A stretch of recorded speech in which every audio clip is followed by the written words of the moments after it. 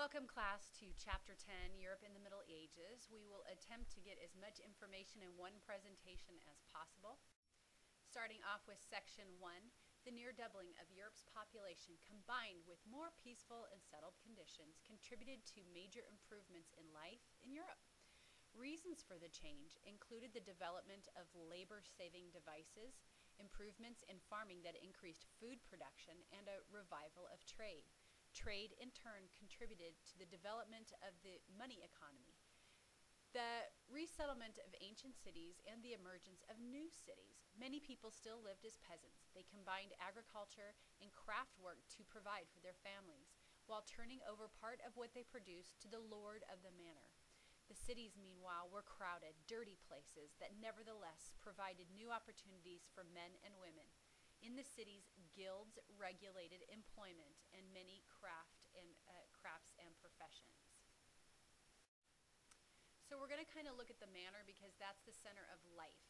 And you guys can see that manor gave safety and defense to the people of the Middle Ages. It formed small communities around a central lord or master. The manor itself is, you guys can look at the picture to the right. Most people lived on a manor which consisted of the castle or manor house, the church, the village, and the surrounding farm and land. So you guys look at that picture and really look and see how the land is divided up in a medieval manner.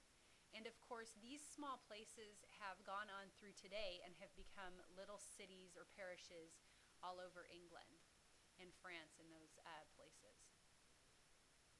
So as we move on to the next slide, self-sufficiency, because they ended up being a house surrounded by the lands, ended up being these kind of like little towns with protective areas. Each manor was largely self-sufficient, growing or producing all of the basic items needed for food, clothing, and shelter to meet the needs. The manor had buildings devoted to special purposes, such as the mill for grinding grain, which was one of those new inventions where water or windmills would grind the grain faster between two stones, thereby making bread making easier and storage of those grains, and the blacksmith for creating the metalworks that then in turn, sometimes you used horses and they needed shoes, all those types of things. Next slide, feeling a little isolated. These manors were isolated with occasional visits from peddlers, pilgrims on their way to the Crusades, or soldiers from other fiefdoms. They, of course, some of those people would bring stories, whether they were real or entertaining. That was a part of the entertainment in the time. The feudal system, under the feudal system, the king awarded land grants or fiefs to his most important nobles, barons, or bishops in return for their contribution of soldiers for the king's army. That would include some of them having actual sons that would essentially go off to war for these people to fight to protect the manor. Nobles and vassals. Okay, so nobles divided their land among the lesser nobility who became their vassals. Eventually, this system becomes quite complex in these places where there's kings and lords and barons. Many of these vassals became so powerful that the kings had difficulty controlling them, because obviously these are going to be the people that will rise up and try and take power from the kings. Now, Magna Carta, in 1215, the English barons formed an alliance that forced King John to sign the Magna Carta that limited the king's power of taxation and required trials by jury. It was the first time that an English monarch was subject to the law. So you can see how absolutely important this is. We came from where we were discussing how kings were considered the extension of a deity, of a god on earth, to considering them to be held accountable to the law and the taxation. Because obviously, if the Lord is receiving taxes from the people, then he is being taxed himself. It becomes a vicious cycle, and taxation is something that typically hinders the progress of an area. So the peasants, the life of them was very, very predictable. It was the lowest level of society, where peasants were also called serfs or villeins. The Lord offered his peasants protection in exchange for living and working his land. Hard work and high taxes were their lives. Peasants worked hard to cultivate the land and produce goods that the Lord and his manor needed. They were heavily taxed and were required to relinquish much of what they harvested. Now, the way that things were harvested, you guys can look at this wheel. Basically, it shows that during a particular month, their lives were very much scheduled out, because what happened one month would determine what would be happening 3 months later. So imagine your life right now, and you have to think about everything you do now determines whether you are going to eat 3 months from now. So they were very scheduled. In peasant families, the wife did the cooking and baking. The peasants' diets consisted of bread, vegetables from their own gardens, dairy products from their own sheep, goats, and cows, and pork from their own livestock.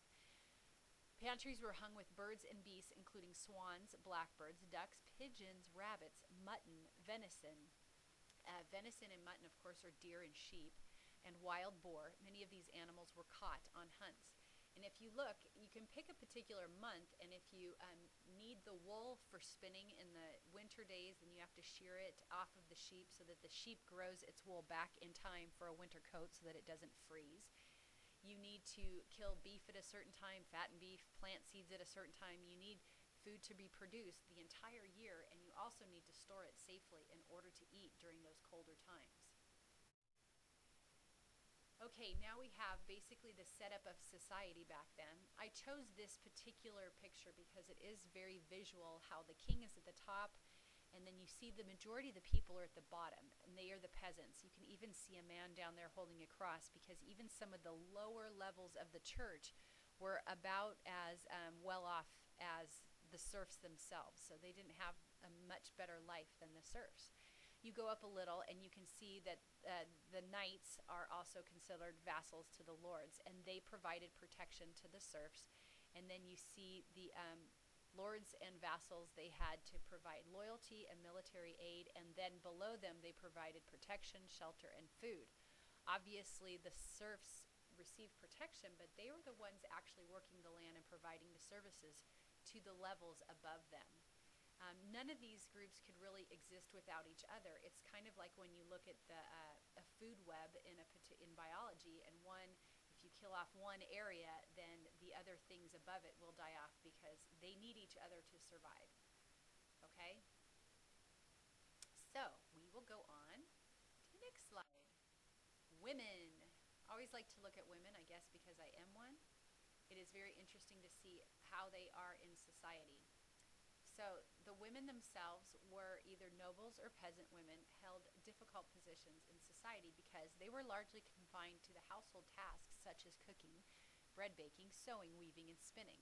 However, they also could hunt for food and fought in battles, learning to use weapons and defend their homes and castles when necessary. Section 2. Christianity in medieval civilization. A sign of the church's growing role in European affairs was the Concordat of Worms. By barring monarchs from investing bishops, this document marked a victory for Pope Gregory VII in his bid to reform the church and assert papal power. That's power of the Pope. That's what papal is. The importance of the sacraments for ordinary Christians gave the church the central role in the people's lives. The veneration of saints, which means kind of praying to them and holding them up higher than everybody, was also popular and spurred interest in the long list of saints who Christians believed could intercede, which means talk for them, in heaven on their behalf. Religious fervor prompted new monastic orders to spring up for men and women. The new orders developed an activistic spiritual model. The Inquisition gave the church the tool for discouraging heresy being, when you talk against the church. Those who failed proper penance for heresy could face execution. Okay, so during this time we're looking at the Catholic Church. It was the only church in Europe during the Middle Ages as far as Christianity goes. And it had its own laws and a large income. Church leaders such as bishops and archbishops sat on the king's council and could play leading roles in government. The papacy, the office of the Pope, the head of the Catholic Church. During the Middle Ages, the Pope became more powerful than kings of their day. Corruption was crazy rampant with this power. Absolute power corrupts absolutely, as it is said. Offices of the church were sold to the highest bidder and a token was given to show this power, known as lay investiture. So Pope Gregory VII tried to end this. So obviously it wasn't about being called into the service of the Lord. It was about selling this particular position to the highest bidder. Bishop is a title within the Catholic Church, were often wealthy and came from noble families. They ruled over groups of parishes called dioceses. You know, if there was an older son that was inheriting the manor and a second son, why not make that second son a bishop and give them something to do, since the older son was going to inherit the manor? Many times, they were part of the feudal system, and in exchange for a fief and peasants had to provide homage and military aid to their lord. Parish priests were not living the lives of a bishop. They came from humbler backgrounds and often had little education. The village priest tended to the sick and indigent, and if he was able, taught Latin and the Bible to the youth of the village. You remember he was kind of at the bottom of that pyramid when we were looking at it. Monasteries, monks, and nuns. So these are basically some of the other positions within the church. And a monastery is a place where the people live. Abbeys were typically where the women live. Monasteries were places where the men live, because celibacy or not having sex is what the church, if you worked for the church, it's what you had to do, was not get married and not have sex. So they had areas where people could live in same-sex communities, you know, thereby hopefully reducing temptation. The monks became known as Benedictines and took vows of poverty, chastity, there's that one I was telling you about, and obedience to their leaders. Monks were required to perform manual labor and were forbidden to own property, leave the monastery, or become entangled in the concerns of society. Daily tasks were often carried out in silence. Monks and their female counterparts, nuns, who lived in convents, also abbeys, provided for the less fortunate members of the community. Monasteries and nunneries were safe havens for pilgrims and travelers. And on to section 3, the culture of the High Middle Ages. The first universities were established in the 12th century in Italy, France, and England as educational guilds. Most students received a liberal arts education that's well-rounded. Theology was the most prestigious subject and was heavily influenced by scholasticism. Scholasticism sought to reconcile faith and reason and to harmonize Christian teachings with recently discovered works of Greek philosophers. The best-known practitioner of scholasticism was St. Thomas Aquinas. Although Latin was the universal language of medieval civilization, new literature, mainly poetry, was appealing in regional languages such as French, English, and Spanish.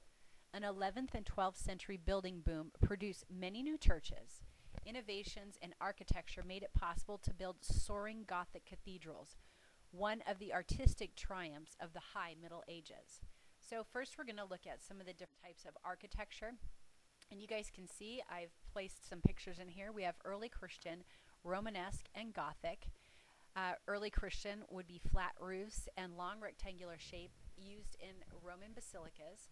Romanesque replaced the fat wooden roofs with rounded barrel vault ceilings. And Gothic used the flying buttresses, allowed architects to create a feeling of upward movement in Gothic cathedrals. The Canterbury Tales you guys will be reading, and of course they are a collection of smaller stories. Really, really interesting tales in a series told by 30 pilgrims as they traveled to Canterbury. Now I wanted you guys to look at homes of the people that don't get to write the books as much, and those are the peasants. Their families ate and slept and spent time together in very small quarters, rarely more than 1 or 2 homes. I've built houses in Mexico that are about this size. So I know that this is very difficult for large families to exist in such small spaces. Most medieval homes were cold, damp, and dark. Sometimes it was warmer and lighter outside. The home was within its walls. So you guys can see images of that too in those pictures. I just like to look at clothing of the time. It's an interesting study in history when you see what people were wearing. And to think that people wore wool, if you ever wear wool, obviously wool comes from sheep. It is spun into thread and then it is woven. It's very itchy, it shrinks, and it's very heavy and extremely warm, which in the winter would be great, but in the summer, very difficult. Brighter colors, better materials, and longer jackets were usually signs of higher wealth. They say that purple was a difficult dye to receive, purples and blues, and so they were known as the most expensive colors, and only rich people would wear them. The clothing of the aristocracy and wealthy merchants tended to be elaborate and changed according to the dictates of fashion. Towards the end of the Middle Ages, men of the wealthy class supported hose, nice, like pantyhose, and a jacket, often with pleating or skirting, and a tunic with a surcoat. There was an interesting selection when I was looking this up on undergarments, and it said that outer garments were rarely washed and that undergarments were washed, but I can't imagine undergarments made of wool. Section 4, the late Middle Ages. Europe's fortunes sank as the bubonic plague, carried by infested rats, disseminated Europe's population. It was literally the first dip ever in population growth the world had ever seen because of how many deaths happened. A wave of anti-Semitism, the hate of Jews. Many people attacked Jews, accusing them of causing the plague by poisoning wells. The plague devastated Europe's economy as well as accelerated the end of serfdom. Church power declined as European kings rejected the Pope's papal claims of supremacy. Popular respect for the papacy was undermined by the Great Schism, the separation of the church, and nearly 40-year-old papal crisis during which a rival papacy was set up in France. Then the 100 Years' War introduced new methods of warfare, aiding to the problems of the late Middle Ages. The new monarchies of the 15th century established the centralized power of the monarchies in England, France, and Spain. So, the Black Death, the Black Plague, you guys can see examples to your right. Different medicines were tried. They tried to let their blood out. They would do leeches. They would do this stuff without anesthetic. It could have been excruciating, I'm sure it was. Medical treatment was available mainly to the wealthy, and those living in villages rarely had the help of doctors who practiced mostly with the cities and courts. Remedies were often herbal in nature, but also included ground earthworms, urine, and animal excrement, poop. When they say herbal, the song Ring Around a Rosie, the Pocket Full of Posies, that comes from the Black Plague, people thinking that, you know, the smells of flowers and posies could possibly chase away the germs that existed that were spreading the plague. Some of the names for it: Black Death, which you see the fingers right there as to why, the plague, the bubonic plague. People did not know what caused the plague, but blamed others, like the Jews. You'll have a reading on this as they killed Jews off just because they thought they were spreading the plague, and it was a convenient way to settle the debts that the Jews had by killing the people who owned the debts off. People were afraid to gather together or travel, and that hurt the economy because you're not going to go to a place where you think the plague exists. So while you're looking at this, I did not have a slide on the Great Schism, but what you do need to know about it is that during that time, what happened is that King Philip of France felt that the Pope should be taxed, and eventually he goes in and he takes Pope Boniface out of Rome and brings him to France. And so obviously moving the head of the church is taking away from Rome and sending them in Avignon, France. That's a completely different area. And the Pope ended up living in Avignon during that time. The Pope Boniface ended up dying, actually, and was replaced by a French Pope. So therefore, it made sense for a French Pope to be in France. People saw the way that the Pope was living in France and felt that it was just way too nice for these people that are supposed to take vows of poverty. I'm sure people would still feel that way. Pope Gregory XI, he could see the decline of the papal prestige, which is the Pope's power, so he returned to Rome in 1377. You guys can read more about the Great Schism on page 337 in your book. Of course, it is a big part of Catholic history. Now, something that is going to be kind of ironic is that our next slide is about the 100 Years' War, and how could I possibly put 100 years worth of war onto one slide? It is very difficult. So if you guys look there, you can see to the right how the 100 Years' War is kind of divided up into those three sections. It wasn't called the 100-Year War until we looked back and realized, wow, that thing took 100 years to do. So basically, it was a series of conflicts waged from 1337 to 1453 between the kingdoms of England and France and their various allies for control of the French throne.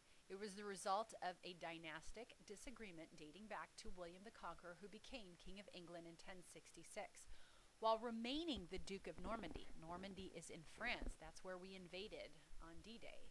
The English kings owed homage payment to the King of France because of that. So, in 1337, Edward III of England refused to pay to Philip of France, leading to the French king to confiscate Edward's lands in Aquitaine. You can just imagine, these are just two rich guys fighting and having the poor people fight for them. And so you can see that this goes back. It lasts a long time. A claim for the succession had been made for Edward through the right of his mother Isabella, daughter of Philip IX. Instead, the son of Philip IX's youngest brother, Charles of Valois, had been made king. So this just goes back and forth, and you can see all of the battles, and it is a major part of English history. If you guys ever do move to England, this is a big one for them. So Joan of Arc is one of the major figures in the 100 Years' War. One, because, let's face it, she's a female fighting in a war, and two, because she ends up being sainted. She was from France. It's always good to know. She's Catholic, born in eastern France, claiming divine guidance. She led the French army to several important victories during the 100 Years' War. So I don't know if you can understand the importance of a female leading men to war, but even in this day and age, that would make news. Paved the way for the coronation of Charles the VII of France. She was captured, transferred to the English in exchange for money, put on trial by a pro-English bishop in France for charges of insubordination and heterodoxy, and was burned at the stake. They say that you die of smoke inhalation before you feel the burn. Let's only hope, because she was all of 19 years old when that happens, and some of you might be getting close to that age now.